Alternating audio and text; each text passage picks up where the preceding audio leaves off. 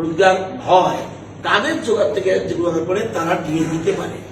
আমার জানা মতে যে বিদ্যুৎ নিগমেই প্রথম পিএসইউ, খুব সম্ভব যে আজকে আমরা দিয়ে অ্যানাউন্স করছি যত কর্মচারী আছে এখানে আমাদের বিদ্যুৎ নিগমের টিপিটিএল, টিজিএল এবং টিএসসিসিএল, তাদেরকে আমরা এই সেম ডেট থেকে 1/11/2024 থেকে তাদেরকে আমরা 5% দিয়ে সরকারি কর্মচারীরা যেন পাচ্ছে তাদেরকে দেওয়ার ঘোষণা আজকে করছি।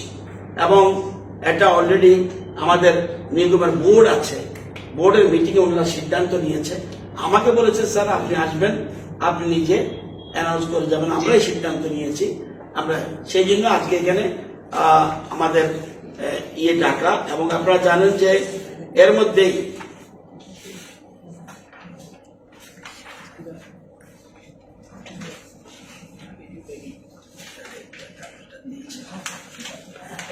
আপনারা জানেন যে 2018 আগে আমাদের আগরতলাতে আন্ডারগ্রাউন্ড কেবল লাইন ছিল 203 কিলোমিটার, ভাগে ভাগে ভাগে ভাগে।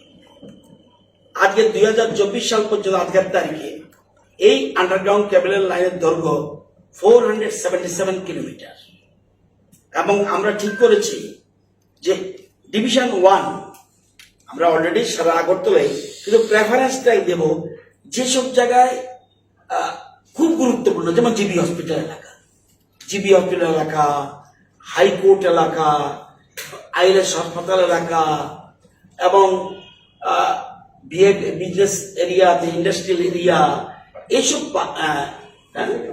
মার্কেট এরিয়া যেখানে প্রয়োজন সেই জায়গাকে আমরা প্রেফারেন্স দিচ্ছি। তো